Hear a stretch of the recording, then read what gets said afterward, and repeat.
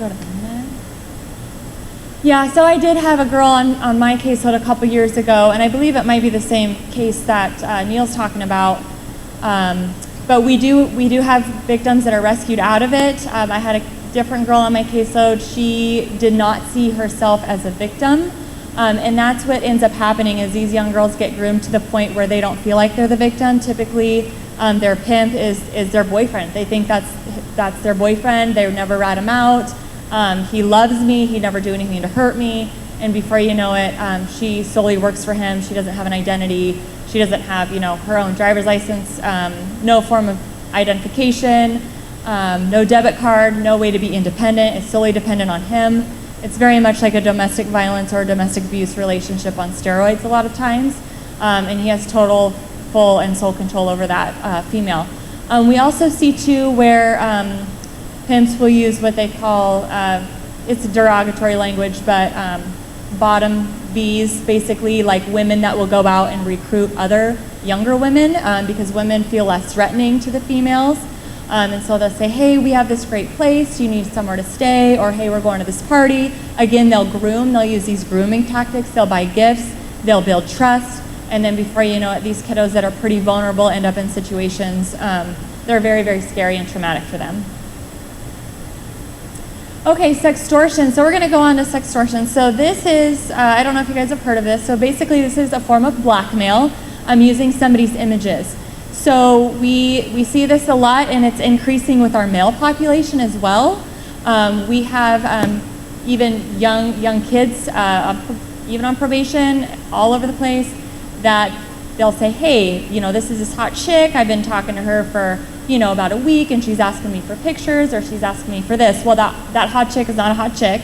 It's somebody else. It's typically maybe a middle-aged man, who knows, but usually they want, they're doing it for financial gain. They want money. So, hey, you need to send me this much through the Venmo or through Cash App, or you need to give me these gift cards, or else I'm gonna blast this video or this picture I have all over your school, all over with your family. It's gonna be all over the internet. So if you don't do this, I control you. And so they keep eliciting those same images over and over and over, and it doesn't stop. And it's a horrible blackmail scheme. It happens to girls and boys. It's also happening to adults now. So I get about one case a week involving adult sextortion, and what happens is adult men, it's typically married men, they're on Facebook, and some really beautiful woman messages them and starts communicating with them and trading images with them. And as soon as the man sends an illicit photo to her, they flip the switch and they become a blackmailer, trying to get money, saying, if you don't send me this money, I'm gonna send this to your wife, your kids, your work. They have all that because they're on your social media. And it's happening, like I said, for me, I get it once a week, these cases. Every time I get one of these cases, when I try to track it, it comes back to India. I don't have a way to go to India to arrest the fake, beautiful chick over in India that's doing this. So there's not a lot of help, so it's really imperative that parents and families realize that this is happening. Thank you. Okay, we're gonna try our last video and see if it works. Hi, Zach. Here's another video for my special guy. I can't believe we haven't talked all day. I wish you went to my school or a little closer so we could finally meet. Take it out. Dinner in an hour. Don't spend too long on the phone. Okay,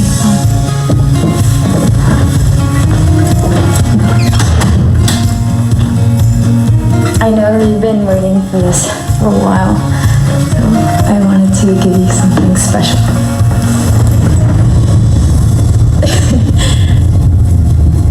Is this okay?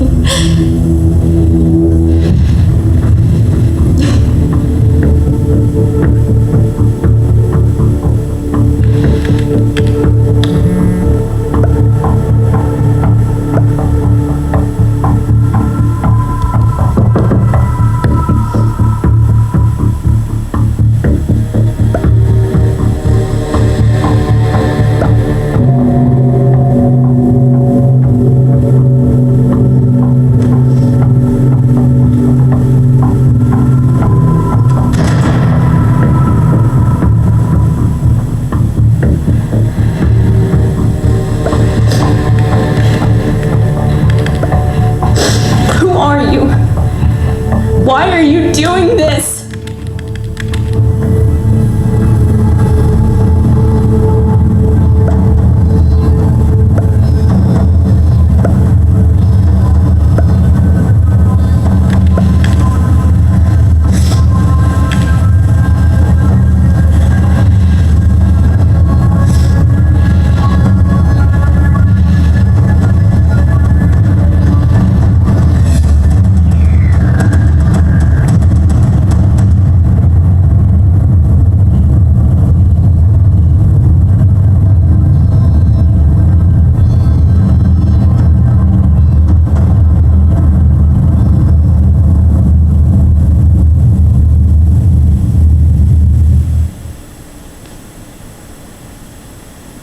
Okay, so that definitely happens. It happens here, and it's scary. So we just, we like to warn kids that if this happens, it's not going to stop unless they report it. They have to report it to law enforcement, a trusted adult, their parent, and then law enforcement, Neil, and his crew are going to do their best. But like you said, sometimes these people are out of state, they're out of country, they're really hard, to go after. And so as parents, just being able to monitor that. Have these open conversations with your children, let them know that they can come to you anytime, and then just discuss some of these dangers with them so that they know and they aren't naive to this.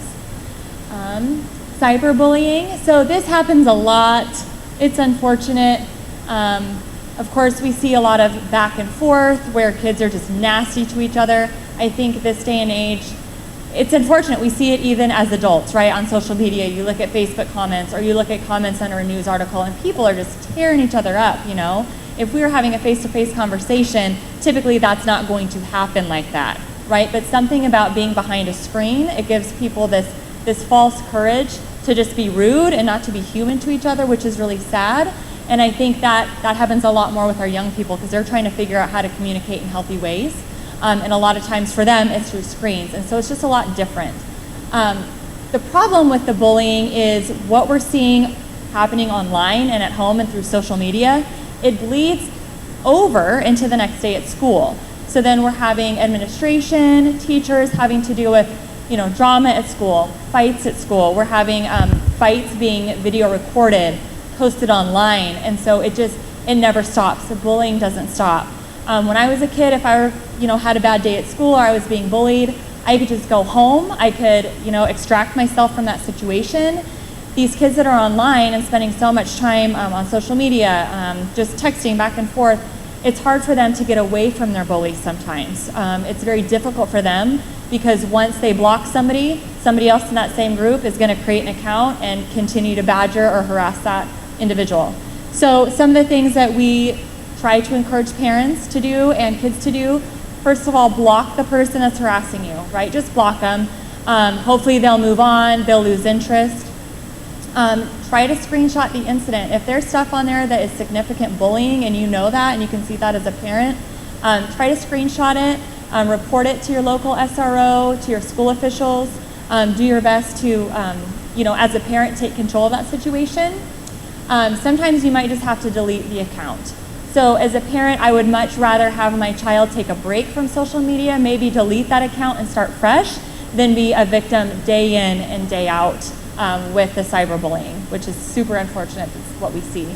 Kind of along with this, what we're also seeing too, just recently, a few weeks ago, we had one of our teachers come to us and say there's two different, was it Instagram or Facebook sites that kids have made, and it was like Post Falls Fights or Post Falls Fight Clubs, and it's literally kids just videoing each other in these fights, and then they post them on these online sites, and then kids are commenting, they're harassing other kids, they're egging it on, and so, everything's recorded now. It's all online. And so what these kids don't understand is now that they have a crime on their phone, that's now evidence in a crime, and that can be taken from them as evidence. And so we try to explain that to them as well. It's not smart.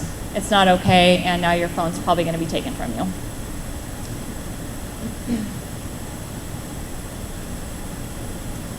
Pornography, so this is a super scary one. This is just all over the place, and I think kids can access it, we know, super easily. A lot of times just by accident, some of the younger kids just by accident, typing something into Google or having something pop up, Porn is everywhere. It's going to be on every platform. No platform is safe from it. Pinterest isn't safe from it. TikTok, I mean, it's all out there. And what's really sad is that we know children's brains are still developing. And so if they're washing their brains with porn day in and day out, you can just imagine what is that going to do to them in the future? How is that going to frame their future relationships? Are they going to be healthy, developed adults? So that's very concerning. We as POs, we do searches on phones quite frequently, and we see this a lot. We see a lot of it, and you know, the kids will give us their phones and say, "You're not going to like what you're going to see." Well, okay, we've seen it all, but unfortunately, it's out there, and just be so vigilant as parents because it's everywhere. So we ran through this pretty fast because we were trying to stay under an hour. So we're at about 45 minutes, which we're doing pretty good. But we wanted to be able to give you guys some tools, some skills, you know, and then we can discuss, and if you guys have questions later about how to protect your kids online. One of the things, there's a couple things that we did not talk about. We skipped a slide. Your kids need to know, and I know as parents we do our best, but if you are accepting a friend request online or people are following online, they need to know them in real life. The problem is these kids have an open door policy on who they're accepting on their accounts, on their pages. They're not locking them down to private, they're keeping them public, and so they're out there for the world to see, right? As parents, we want to protect our kids. We want to know where they are, who they're hanging out with, who they're associating with.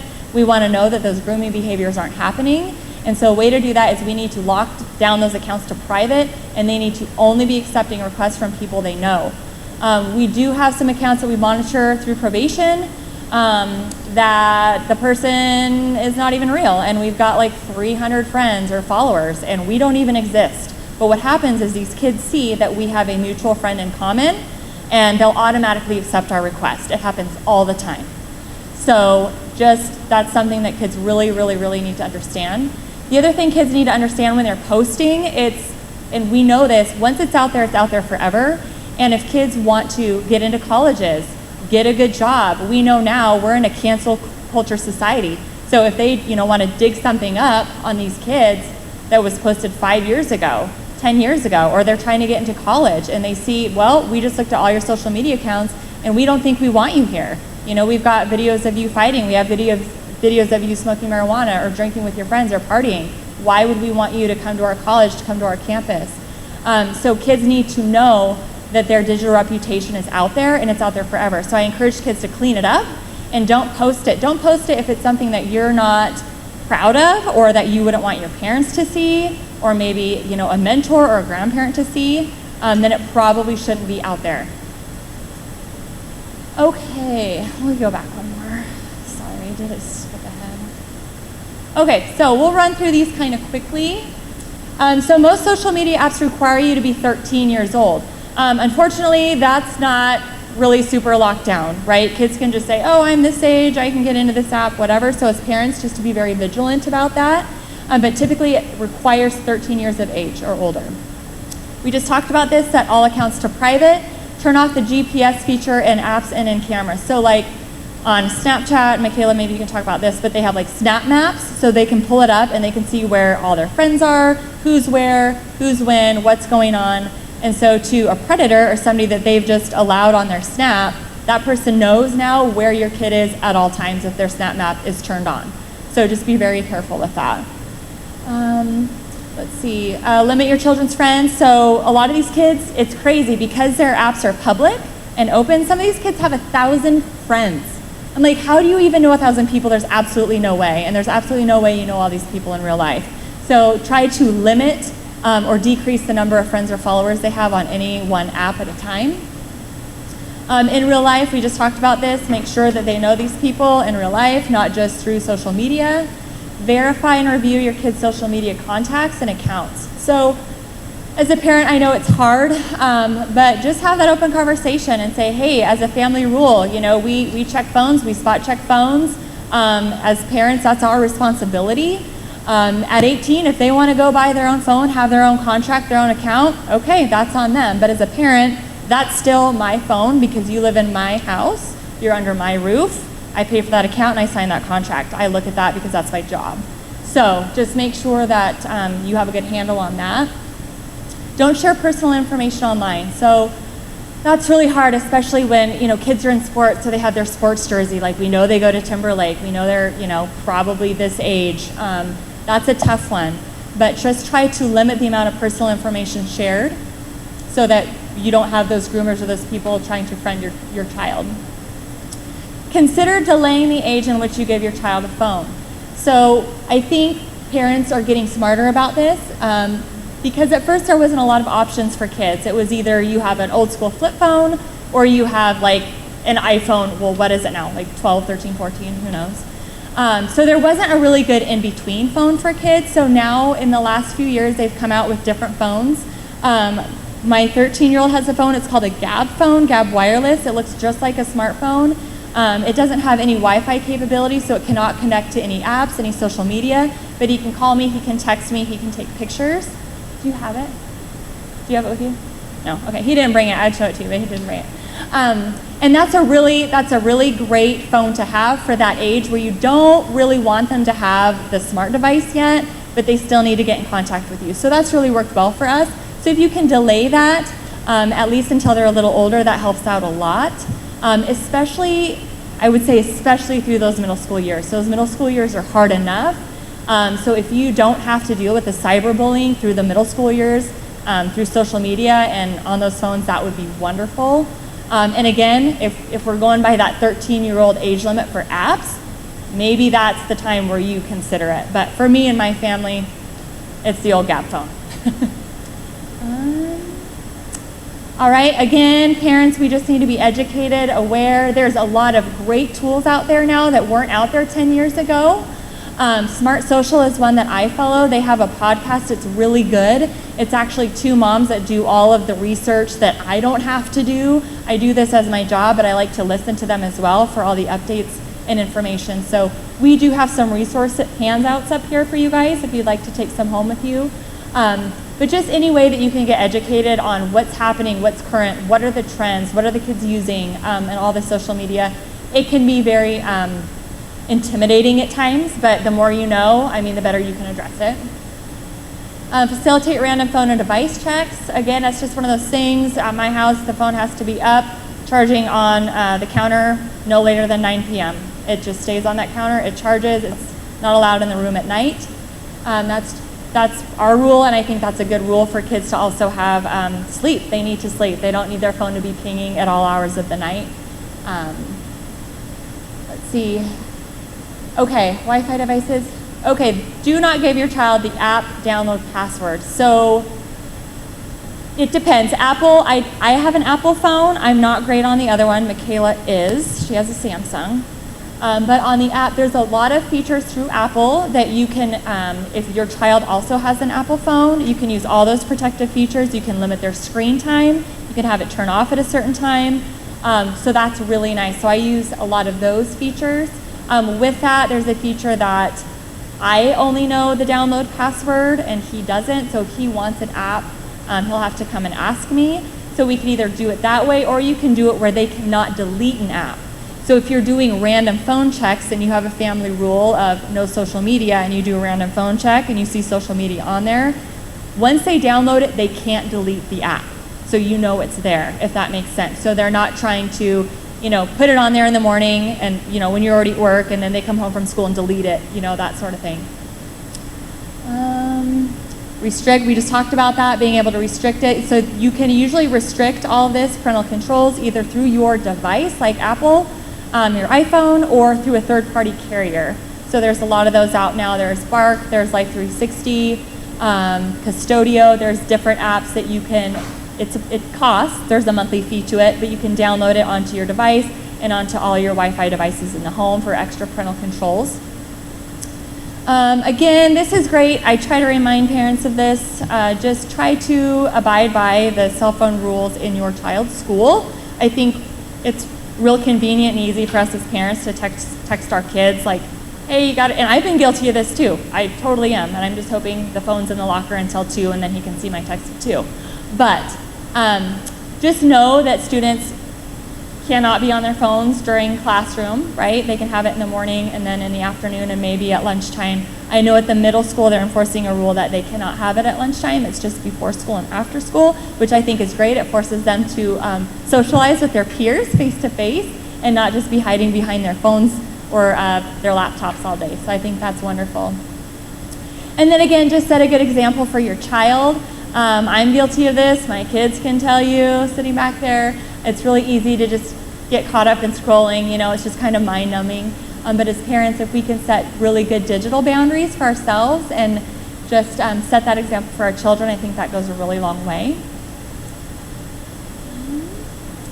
So internet safety contracts, these are pretty smart if you are just giving your kid a device, just setting those expectations. We have some examples up here of just kind of what is your family rule, and just talk to the kids like these are our rules, these are our expectations as a family, this is a privilege, and kind of going over those in your safety contract with them.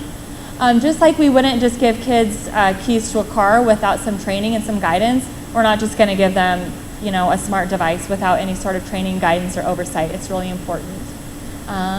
Those are just some of the resources. Here's some of the resources that I like to use. Smart Social, I had Custodio for a time. That podcast is excellent. Download it if you can. Gab Wireless, there's other ones. Gab Wireless, there's Pinwheel. I think there's a couple of other devices that aren't total smart devices, but that your kids can still contact you with. That's not just an old school flip phone, so it's a really nice option. So now we're going to kind of shift gears. We've got about, I think, 10 minutes left. One of the things we wanted to talk about, I have Lindsay back there. You want to come up, Lindsay?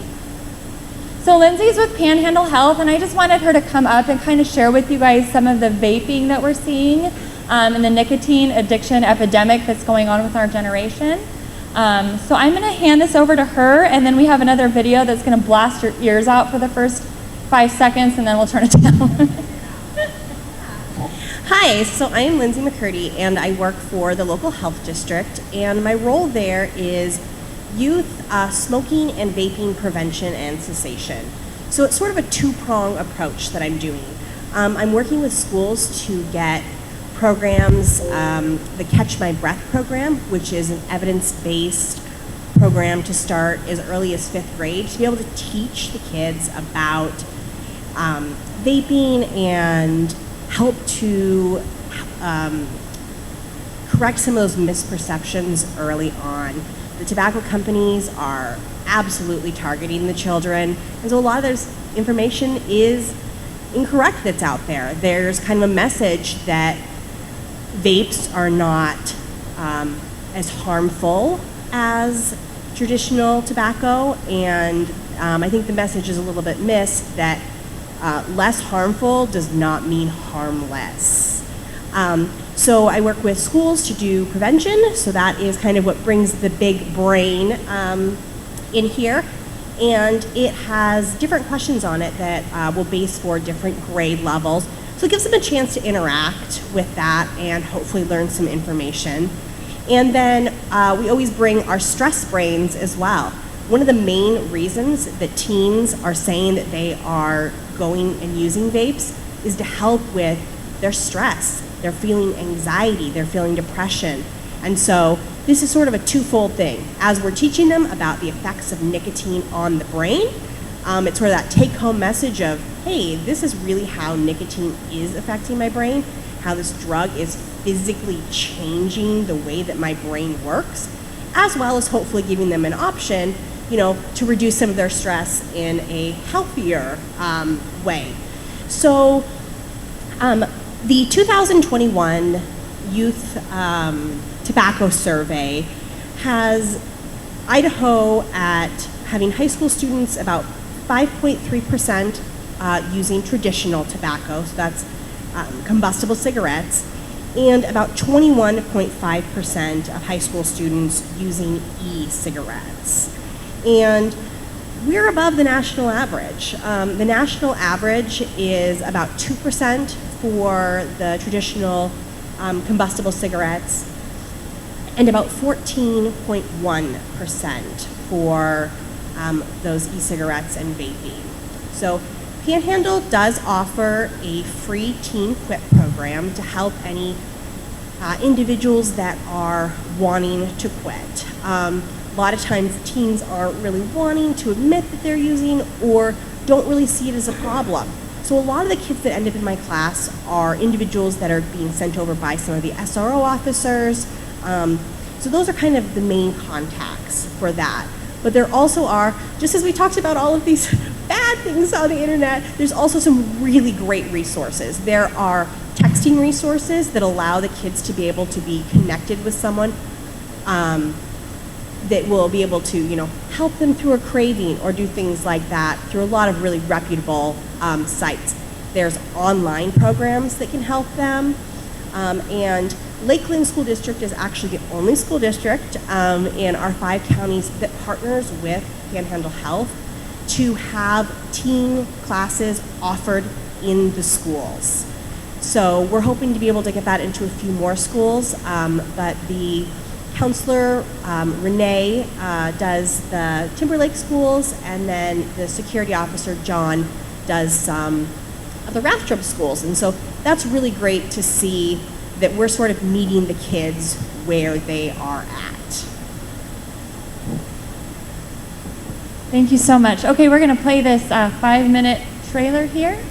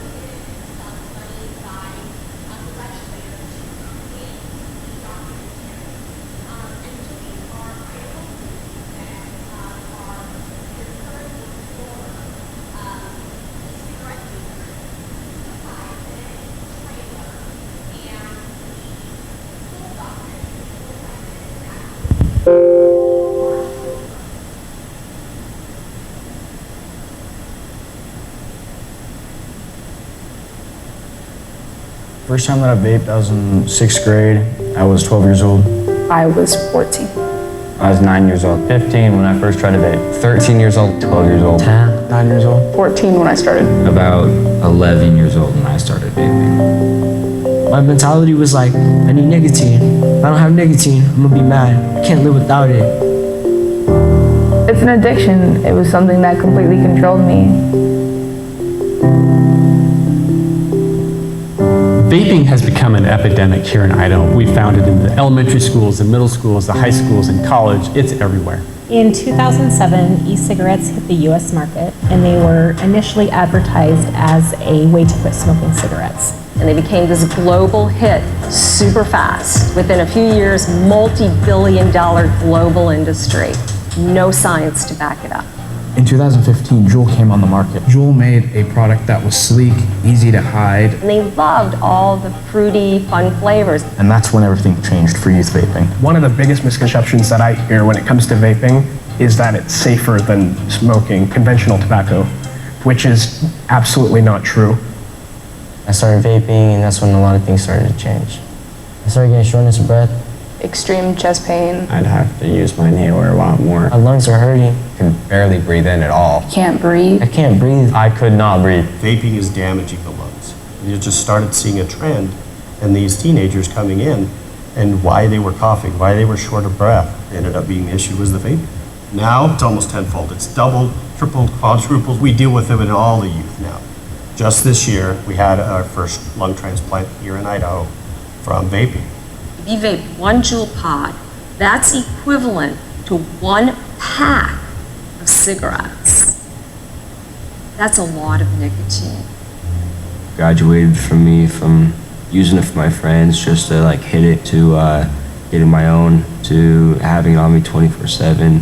I would vape every day. Every chance I could. Every hour. Every 15 to 20 minutes. I would wake up in the middle of the night, take a hit. Most of the time it never left my hand. There's not a specific type of kid that vapes. I think it spans from rich, poor, to athlete, to honor roll. We are going to have this whole new generation that's addicted to nicotine, just like we did with conventional tobacco. I went on Snapchat. There was this one guy who, his whole entire story was just posts of all these different boxes of different kinds of vapes and how they were super cheap. These dealers, adults that are willing to sell to children, are just selling them whatever they can get their hands on to get their money. Even here on campus, I have tested a device and it tested to have fentanyl inside of it. We have people who are dying from these things because they smoke something that they don't know what it is and potentially have an overdose. The thing with the pod devices and disposables is they're like super easy to hide. There's drawstring watches, pens, keychains, lipstick. If you don't think your kid is vaping, think again. 40% of all kids in Idaho have at least tried it once. I just hate it. I just hate the vaping.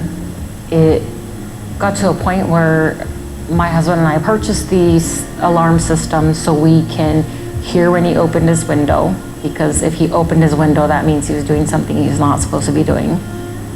Some places I would hide them, just put it right there. My blanket, put it under my mattress, under this one, or under the flat sheet. Under my pants, or in between them, put it like right here on the back of it. Conventional tobacco led to millions of people dying of lung cancer. We now have the e-cigarette industry. Same thing, multi-billion-dollar industry. That's what we're up against. There is quite a bit of catch-up that needs to be done, both within the medical community as well as the community at large, about what vaping really is and the dangers of it.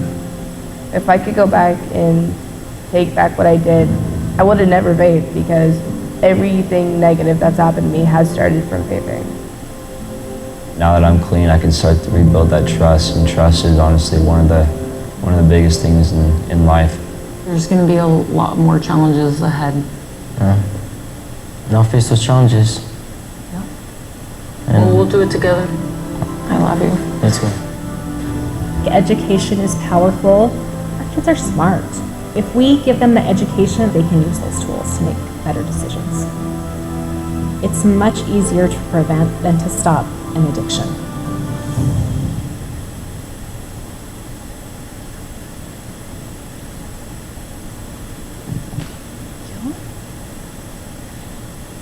All right, so that was the bulk of our presentation, but I did want to open it up to you guys, to the audience, to see if you guys had any questions on social media, trends, internet, vaping, resources, that sort of thing. If anyone has any comments or questions. No? Okay. All right, quiet group.